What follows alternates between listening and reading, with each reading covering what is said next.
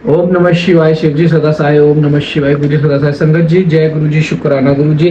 संगत जी हम सब कहते हैं कि हमें गुरु जी सेवा नहीं देते, सेवा नहीं देते, सेवा नहीं देते। संगत जी आज मैं आपको गुरु जी के दरबार की सेवा भी दूंगा और गुरु जी के दरबार से आपको नजर उतारने का एक प्यारा सा उपाय भी बताऊंगा। संगत जी पहले तो मैं आपको देता हूँ सेवा। संगत जी आज जो पाठ आप सुन रहे हो ना, इससे जो जो लोगों का शनि राहु खराब चल रहा है ना, वो ठीक हो जाएगा। और अगर जिसका शनि ज्यादा ही खराब चल रहा है तो उसके लिए मैं आपको एक उपाय बताने जा रहा हूँ। संगत जी वो कर लेना, 5 शनिवार लगातार, 5 शनिवार एक नमक की थैली लेके आना। शुक्रवार वाले दिन, शनिवार से एक दिन पहले लेके आना, शनिवार को मत खरीदना। मैं दोबारा रिपीट कर रहा हूँ, शनिवार को मत खरीदना, शनिवार से एक दिन पहले लेके आना। अपने ऊपर से या पूरे परिवार के ऊपर से 7 बार उतार लेना और शनि देव के चरणों में जाके उसे दान दे देना। 5 शनिवार आप ऐसा कर लेना, देखना आपके ऊपर से शनि की शक्ति पे बहुत आराम मिले, काम भी बनने शुरू हो जाएंगे, आपकी मेंटलिटी भी स्ट्रांग होगी, आपको बहुत राहत मिलेगी। सेवा मैंने आपको दे दी, पाठ कुट कुट कुट कुट करना है तो जाना है शनि मंदिर में और नमक की थैली दान करनी है। जय गुरु जी, शुक्राना गुरु जी। आइए पाठ को शुरू करते हैं। गुरु मंत्र जाप से ओम नमः शिवाय। शिव जी सदा सहाय। ओम नमः शिवाय। गुरु जी सदा सहाय। जय गुरु जी। जय गुरु जी। माया निर्मित नगर में शील नदी की कन्या पर मोहित हुए नारद जी का भगवान विष्णु से उनका रूप मांगना, भगवान का अपने रूप के साथ उन्हें वानर का समूह देना, कन्या का भगवान को वर्ण करना और कुपित हुए नारद का शिव गुणों को शाप देना। सूत जी कहते हैं, महर्षियों जब नारद मुनि इच्छा अनुसार वहां से चले गए तब भगवान शिव की इच्छा से माया विशारद श्री हरि ने तत्काल अपनी माया प्रकट की। उन्होंने मुनि के मार्ग में एक विशाल नगर की रचना की जिसका विस्तार 100 योजन था। वह अद्भुत नगर बड़ा ही मनोहर था। भगवान ने उसे अपने बैंकुट लोक से भी अधिक रमणीय बनाया था। नाना प्रकार की वस्तुएं उस नगर की शोभा बढ़ाती थी। वहाँ स्त्रियों और पुरुषों के लिए बहुत से विहार स्थल थे।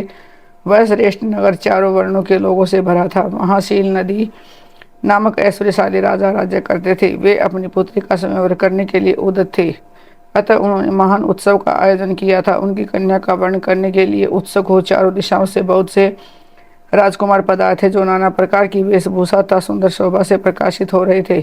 उन राजकुमारों से वह नगर भरा पूरा दिखाई देता था। ऐसा सुंदर राजनगर को देख नारद जी मोहित हो गए। वे राजा शील निधि के द्वार पर गए। मुनि शिरोमणि नारद को आया देख महाराज शील निधि ने श्रेष्ठ रत्नमय सिंहासन पर बिठाकर उनका पूजन किया। तत्पश्चात अपनी सुंदरी कन्या को, जिसका नाम श्रीमती था, बुलाया और उसने उसे नारद जी के चरणों में प्रणाम करवाया। उस कन्या को देखकर नारद मुनि चकित हो गए और बोले, राजन यह देव कन्या के समान सुंदरी माँ भागा कन्या कौन है? उनकी यह बात सुनकर राजा ने हाथ जोड़कर कहा, मुनि यह मेरी पुत्री है, इसका नाम श्रीमती है। अब इसके विवाह का समय आ गया है। यह अपने लिए सुंदर वर चुनने के लिए निमित्त स्वयंवर में जाने वाली है। इसमें सब प्रकार के शुभ लक्षण रक्षित होते हैं। महर्षि आप इसका भाग्य बताइए। राजा के इस प्रकार पूछने पर काम से विहिल हुए मुनि श्रेष्ठ नारद उस कन्या को प्राप्त करने की इच्छा मन में लिए राजा को संबोधित करते हुए इस प्रकार बोले, भोपाल आपकी यह पुत्री समस्त शुभ लक्षणों से संपन्न परम सौभाग्यवती है। अपने महान भाग्य के कारण यह धन्य है और साक्षात लक्ष्मी की भांति समस्त गुणों की आगार है। इसका भावी पति निश्चय ही भगवान शंकर के समान वैभवशाली सर्वेश्वर, किसी से पराजित नहीं होने वाला वीर, काम विजयी तथा संपूर्ण देवता में श्रेष्ठ होगा। ऐसा कहकर राजा से विदा ले इच्छानुसार विचरने वाले नारद मुनि वहां से चल दिए। वे काम के वशीभूत हो गए थे। शिव की माया ने से उन्हें विशेष मोह में डाल दिया था। वे मुनि मन ही मन सोचने लगे कि मैं इस राजकुमारी को कैसे प्राप्त करूं। स्वयंवर में आए हुए नरेशों में से सबको छोड़कर यह एकमात्र मेरा ही वर्ण करे, यह कैसे संभव हो सकता है? समस्त नारियों को सौंदर्य सर्वथा प्रिय होता है। सौंदर्य को देखकर ही वह प्रसन्नतापूर्वक मेरे अधीन हो सकती है, इसमें संशय नहीं है। ऐसा विचार कर काम से विल हुए मुनिनाथ भगवान विष्णु का रूप ग्रहण करने के लिए तत्काल उनके लोक में जा पहुंचे। वहां भगवान विष्णु को प्रणाम करके वे इस प्रकार बोले, भगवान मैं एकांत में आपसे अपना सारा वृत्तांत कहूँगा। तब बहुत अच्छा कहकर लक्ष्मीपति श्री हरिनाथ जी के साथ एकांत में जा बैठे और बोले, मुनि अब आप अपनी बात कहिए। तब नारद जी ने कहा कि भगवान आपके भगत तो राजा शील निधि हैं, वे सदा धर्मपाल में तत्पर रहते हैं। उनकी एक विशाल लोचना कन्या जो बहुत ही सुंदरी है, उसका नाम श्रीमती है। वह विश्व मोहिनी के रूप में विख्यात है और तीनों लोकों में सबसे अधिक सुंदरी है। प्रभु आज मैं शीघ्र ही उस कन्या से विवाह करना चाहता हूँ। राजा शील निधि ने अपनी पुत्री की इच्छा से स्वयंवर चाहा है, इसलिए चारों दिशा में वहाँ सहस्रों राजकुमार पधारे हैं। नाथ मैं आपका प्रिय सेवक हूँ। अतः आप मुझे अपना स्वरूप दे दीजिए, जिसे राजकुमारी श्रीमती निश्चय ही मुझे वर ले। सूत जी कहते हैं, महर्षि नारद मुनि की बस बात सुनकर भगवान मधुसूदन हंस पड़े और भगवान शंकर के प्रभाव का अनुभव करके उस दयालु प्रभु ने उन्हें इस प्रकार उत्तर दिया।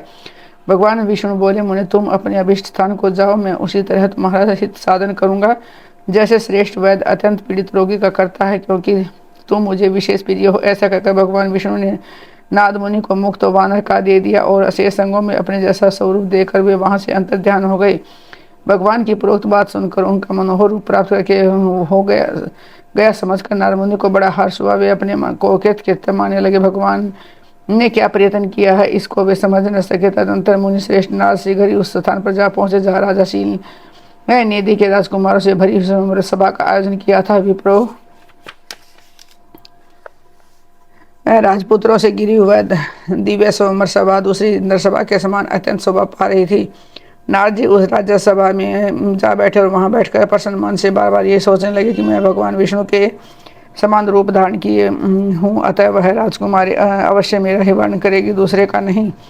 मुनि श्रेष्ठ नारद को यह ज्ञात नहीं था कि मेरा मुँह कितना कुरूप है। उस सभा में बैठे हुए सब मुनियों ने मुनि को उसके पूर्व रूप में ही देखा। राजकुमार यदि कोई भी उनके रूप परिवर्तन के रहस्य को न जान सके। वहां नारद जी की रक्षा के लिए भगवान रुद्र के 2 पार्षद आए थे, जो ब्राह्मण का रूप धारण करके गूढ़ भाव से वहां बैठे थे। वे ही नारद जी के रूप परिवर्तन के उत्तम भेद को जानते थे। मुनि को कामावेश से मूड हुआ जान वे दोनों पार्षद उनके निकट गए और आपस में बातचीत करते हुए उनकी हंसी उड़ाने लगे, परंतु मुनि तो काम से वेल हो रहे थे, अतः उन्होंने उनकी यथार्थ बात भी अनसुनी कर दी। वे मोहित और श्रीमती को प्राप्त करने की इच्छा से उनके आगमन की प्रतीक्षा करने लगे। इसी बीच में वह सुंदरी राजकन्या स्त्रियों से घिरी हुई अत्यंत पुरुष से वहां आई। उसने अपने हाथ में सोने की एक सुंदर माला ले रखी थी। वह शुभ लक्षणा राजकुमारी स्वयंवर के मध्य भाग में लक्ष्मी के स्थान खड़ी हुई समान खड़ी व पूर्व शोभा पा रही थी। उत्तम व्रत का पालन करने वाली वह भूप कन्या माला हाथ में लेकर अपने मन के अनुरूप वर का अन्वेषण करती हुई सारी सभा में भ्रमण करने लगी। नारद मुनि का भगवान विष्णु के समान शरीर और वानर जैसा मुख देखकर वह कुपित हो गई और उनकी ओर से दृष्टि हटाकर प्रसन्न मन से दूसरी ओर चली गई। स्वयंवर सभा में अपना मनोवांछित वर को देखकर वह भयभीत हो गई। राजकुमारी उस सभा के भीतर चुपचाप खड़ी रह गई। उसने किसी के गले में जयमाला नहीं डाली। इतने में ही राजा के समान वेशभूषा धारण किए भगवान विष्णु वहां पहुंचे। किन्हीं दूसरे लोगों ने उनको वहां नहीं देखा, केवल उस कन्या की ही दृष्टि उन पर पड़ी। भगवान को देखती ही उस परम सुंदरी राजकुमारी का मुख प्रसन्नता से खिल उठा। उसने तत्काल ही उनके कंठ में वह माला पहना दी। राजा का रूप धारण करने वाले भगवान विष्णु उस राजकुमारी को साथ लेकर तुरंत अदृश्य हो गए और अपने धाम में जा पहुंचे। उधर सब राजकुमार श्रीमती की ओर से निराश हो गए। नारद मुनि तो कामदेव वेदना से आतुर हो रहे थे, इसलिए वे अत्यंत विहिल उठे। तब वे दोनों विप्र रूपधारी ज्ञान विषाद रुद्रगण काम विहिल नारद जी ने उसी क्षण बोले। रुद्रगणों ने कहा कि हे नारद मुनि, तुम व्यर्थ ही अब काम से मोहित हो रहे हो और सौंदर्य के बल से राजकुमारी को पाना चाहते हो। अपना वानर के समान घृणित मुख तो देख लो। और सूत जी कहते हैं, महर्षियों उन रुद्रगणों का वचन सुनकर नारद जी को बड़ा विस्मय हुआ। वे शिव की माया से मोहित होने दर्पण में अपना मुंह देखा। वानर के समान अपना मुंह देखकर वे तुरंत ही क्रोध से जल उठे। माया से मोहित होने के कारण उन दोनों शिव गुणों को वहां शाप देते हुए बोले, अरे तुम दोनों ने मुझ पर ब्राह्मण का उपास किया है, अतः तुम ब्राह्मण के वीर से उत्पन्न राक्षस हो जाओ। ब्राह्मण की संतान होने पर तुम्हारे आकार राक्षस के समान ही होंगे। इस प्रकार अपने लिए शाप सुनकर वे दोनों से ज्ञानी शिरोमणि शिवगण मुनि को मोहित जानकर कुछ नहीं बोले। ब्राह्मण वे सदा सब घटनाओं में भगवान शिव की इच्छा मानते थे, अतः उदासीन भाव से अपने स्थान को चले गए। भगवान शिव की स्तुति करने लगे। नारद जी का भगवान विष्णु को क्रोधपूर्वक फटकारना और शाप देना, फिर माया के दूर हो जाने पर पश्चातापूर्वक भगवान के चरणों में गिरना और शुद्धि का उपाय पूछना तथा भगवान विष्णु का उन्हें समझा बुझाकर शिव का महात्म्य जानने के लिए ब्रह्मा जी के पास जाने का आदेश और शिव के भजन का उपदेश देना। सूत जी कहते हैं, महर्षियों माया मोहित नारद मुनि उन दोनों शिव गुणों को यथोचित साप देकर भी भगवान शिव के इच्छा बस मोह निद्रा से जाग न सके। वे भगवान विष्णु के किए हुए कपट को याद करके मन में दुस्सह क्रोध लिए विष्णु लोक हो गए और समीता पाकर प्रज्वलित हुए अग्निदेव की भांति क्रोध से जलते हुए बोले। उनका ज्ञान नष्ट हो गया था, इसलिए वे दुर्वचन पूर्वक व्यंग्य सुनाने लगे। नारद जी ने कहा, अरे तुम बड़े दुष्ट हो, कपटी हो और समस्त विस्तों को मुँह में डालते हो। दूसरों का उत्साह या उत्कर्ष तुमसे सहा नहीं जाता। तुम मायावी हो, तुम्हारा अंतःकरण मलिन है। पूर्व काल में मोहिन रूप धारण करके कपट किया, असुरों को वारुणी मदिरा पिलाई, उन्हें अमृत नहीं पीने दिया। छल कपट में ही अनुराग रखने वाले हरे यदि महेश्वर उधर दया करके विष न पी लेते तो तुम्हारी सारी माया उसी दिन समाप्त हो जाती। विष्णुदेव कपटपूर्ण चाल तुम्हें अधिक प्रिय है, तुम्हारा स्वभाव अच्छा नहीं है, तो भी भगवान शंकर ने तुम्हें स्वतंत्र बना दिया है। तुम्हारी इस चाल ढाल को समझकर अब वे भी पश्चाताप करते होंगे। अपनी वाणी रूप वेद की प्रामाणिकता स्थापित करने वाले महादेव जी ने ब्राह्मण को सर्वोपरि बताया। हरे, इस बात को जानकर आज मैं बलपूर्वक तुम्हें ऐसी सीख दूंगा कि जिसे तुम फिर कभी कहीं पर भी ऐसा कर्म नहीं कर सकोगे। अब तक तुम्हें किसी शक्तिशाली तेजस्वी पुरुष ने से पाला नहीं पड़ा था, इसलिए आज तक तुम निडर बने हुए, परंतु विष्णु अब तुम्हें अपनी करने का पूरा पूरा फल मिलेगा। भगवान विष्णु से ऐसा कहकर माया मोहित नारद मुनि अपने ब्रह्म तेज का प्रदर्शन करते हुए क्रोध से क्षीण हो उठे और शाप देते हुए बोले, विष्णु, तुमने स्त्री के लिए मुझे व्याकुल किया है। तुम इसी तरह सबको मोह में डालते रहते हो। इस कपटपूर्ण कार्य करते हुए तुमने जिस स्वरूप से मुझे संयुक्त किया था, उसी स्वरूप से तुम मनुष्य हो जाओ और स्त्री के वियोग का दुख भोगो। तुमने जिन वानरों के समान मेरा मोह बनाया था, वे ही उस समय तुम्हारे सहायक हो। तुम दूसरों को स्त्री विरह का दुख देने वाले हो, अतः स्वयं भी तुम्हें स्त्री के वियोग का दुख प्राप्त हो। अज्ञान से मोहित मनुष्य के समान तुम्हारी स्थिति हो। अज्ञान से मोहित हुए नारद जी ने मोह व श्री हरि को जब इस प्रकार शाप दिया, तो तब उन्होंने शंभु की माया की प्रशंसा करते हुए उस शाप को स्वीकार कर लिया। तदंतर महालीला करने वाले शंभु ने अपनी उस विश्व मोहिनी माया को, जिनके कारण ज्ञानी नारद मुनि भी मोहित हो गए थे, खींच लिया। उस माया के तिरोहित होते ही नारद जी पूर्ववत शुद्ध बुद्धि से युक्त हो गए। उन्होंने पूर्ववत ज्ञान प्राप्त हो गया और उनकी सारी व्याकुलता जाती रही। इससे उनके मन में बड़ा विस्मय हुआ। वे अधिक पश्चाताप करते हुए बारंबार अपनी निंदा करने लगे। उस समय उन्होंने ज्ञानी को भी मोह में डाल देने वाले भगवान शंभु की माया की सराहना की। तदंतर यह जानकर कि माया के कारण ही मैं भ्रम में पड़ गया था, यह सब कुछ मेरा माया जनित भ्रम ही था, वैश्य शिरोमणि नारद जी भगवान विष्णु के चरणों में गिर पड़े। भगवान श्री हरि ने उन्हें उठाकर खड़ा कर दिया। उस समय अपनी दुर्बुद्धि नष्ट हो जाने के कारण वे यो बोले, नाथ, माया से मोहित होने के कारण मेरी बुद्धि बिगड़ गई थी, इसलिए मैंने आपके प्रति बहुत दुर्वचन कहे हैं, आपको शाप तक दे डाला है। प्रभु, आप उस शाप को आप मिथ्या कर दीजिए। हाय, मैंने बहुत बड़ा पाप किया है, अब मैं निश्चय ही नरक में पड़ूंगा। हरे, मैं आपका दास हूँ, बताइए मैं क्या उपाय, कौन सा प्रायश्चित करूँ जिससे मेरा पाप समूह नष्ट हो जाए और मुझे नरक में न गिरना पड़े। ऐसा कहकर शुद्ध बुद्धि वाले मुनि शिरोमणि नारद जी पूर्ण भक्ति भाव से भगवान विष्णु के चरणों में गिर पड़े। उस समय उन्हें बड़ा पश्चाताप हो रहा था। तब श्री विष्णु ने उन्हें उठाकर मधुरवाणी में कहा, भगवान विष्णु बोले, तात खेद न करो, तुम मेरे श्रेष्ठ भगत हो, इसमें संशय नहीं। मैं तुम्हें यह बात बताता हूँ, सुनो आप सब।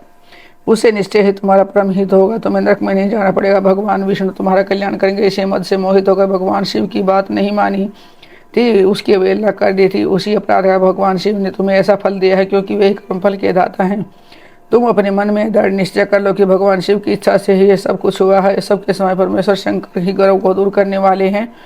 वे ही परब्रह्म परमात्मा होने का सच्चिदानंद स्वरूप रूप से बोध होता है। वे निर्गुण और निर्विकार है, सत्य और रजतम इन तीनों गुणों से परे हैं। वे ही अपनी माया को लेकर ब्रह्मा विष्णु और महेश इन तीनों रूपों में प्रकट होते हैं। निर्गुण और सगुण भी वे ही हैं। निर्गुण अवस्था में उन्हीं का नाम शिव है। वे ही परमात्मा महेश्वर पर ब्रह्मा विनाशी अनंत और महादेव और नामों से कहे जाते हैं। उन्हीं की सेवा से ब्रह्मा जी जगत के श्रेष्ठा हुए हैं और तीनों लोगों का पालन करते हैं। वे स्वयं ही रुद्र रूप से सदा सबका संहार करते हैं। वे शिव रूप से सबके साक्षी हैं, माया से भिन्न और निर्गुण हैं। स्वतंत्र होने के कारण वे अपनी इच्छा के अनुसार चलते हैं। उनका विहार आचार व्यवहार उत्तम है और वे भक्तों पर दया करने वाले हैं। नारद मुनि, मैं तुम्हें एक सुंदर उपाय बताता हूँ जो शुद्ध समत पापों का नाशक और सदा भोग और मोक्ष देने वाला है, उसे तुम सुनो। अपने सारे संशयों को त्याग कर तुम भगवान शंकर के सुयश का ज्ञान करो। सदा अनन्य भाव से शिव के सत्यनाम स्तोत्र का पाठ करो। मुनि, तुम निरंतर उन्हीं की उपासना, उन्हीं का भजन करो। उन्हीं के यश को सुनो और गाओ तथा प्रतिदिन उन्हीं की पूजा अर्चा करते रहो। नाद जो शरीर मन और वाणी द्वारा भगवान शंकर की उपासना करता है, उसे पंडित या ज्ञानी जानना चाहिए, वह जीवन मुक्त कहलाता है। शिव उस नाम रूपी दावानल से बड़े बड़े पातकों के असंख्य पर्वत अनायास भस्म हो जाते हैं। सत्य है, इसमें संशय नहीं है। जो भगवान शिव के नाम रूपी नौका का आश्रय लेते हैं, वे संसार सागर से पार हो जाते हैं। संसार के मूलभूत उनके सारे पाप निसंदेह नष्ट हो जाते हैं। महामुनि, संसार के मूलभूत जो पातक रूपी वृक्ष है, उनका शिव नाम रूपी कुठार से निश्चय ही नाश हो जाता है। जो लोग पाप रूपी दावानल से पीड़ित हैं, उन्हें शिव नाम रूपी अमृत का पान करना चाहिए। पाप दावा अग्नि से दग्ध होने वाले प्राणियों को उसके बिना शांति नहीं मिल सकती। संपूर्ण वेदों का अवलोकन करके पूर्ववर्ती विद्वानों ने यह निश्चय किया है कि भगवान शिव की पूजा ही उत्कृष्ट साधन तथा जन्म मरण रूप संसार बंधन के नाश का उपाय है। आज से यत्न सावधान रहकर विधि विधान के साथ भक्ति भाव से निरंतर जगदम्बा पार्वती शिव महेश्वर सदाशिव का भजन करो। नित्य शिव की ही कथा सुनो और कहो, अत्यंत यत्न करके बारंबार शिव भक्तों का पूजन किया करो। मुनि श्रेष्ठ, अपने हृदय में भगवान शिव के उज्ज्वल चरण अरविंदों की स्थापना करके पहले शिव के तीर्थों में विचरो मुने। इस प्रकार परमात्मा शंकर के अनुपरमात्मा का दर्शन करते हुए अंत में आनंद मन काशी को जाओ। वह स्थान भगवान शिव का बहुत ही प्रिय है। वहाँ भक्ति पूर्वक विश्वनाथ जी का दर्शन पूजन करो। विशेषतः उनकी स्तुति वंदना करके तुम निर्विकल्प हो जाओगे। नारद जी, इसके बाद तुम्हें मेरी आज्ञा से भक्ति पूर्वक अपने मनोरथ की सिद्धि के लिए निश्चय ही ब्रह्मलोक में जाना चाहिए। वहाँ अपने पिता ब्रह्मा जी की विशेष रूप से स्तुति वंदना करके तुम्हें प्रसन्नतापूर्वक हृदय से बारंबार शिव महिमा के विषय में प्रश्न करना चाहिए। ब्रह्मा जी शिव भक्तों में श्रेष्ठ हैं। वे तुम्हें बड़ी प्रसन्नता के साथ भगवान शंकर का महात्मा और सतनाम स्तोत्र सुनाएंगे। मुने, आज से तुम शिव आराधना में तत्पर रहने वाले विष्णु भक्त हो जाओ और विशेष रूप से मोक्ष के भागी बनो। भगवान शिव तुम्हारा कल्याण करेंगे। इस प्रकार प्रसन्नचित हुए भगवान विष्णु नारद मुनि को प्रेम पूर्वक उपदेश देकर श्री शिव का समन वंदन और सत्वन करके वहां से अंतर ध्यान हो गए।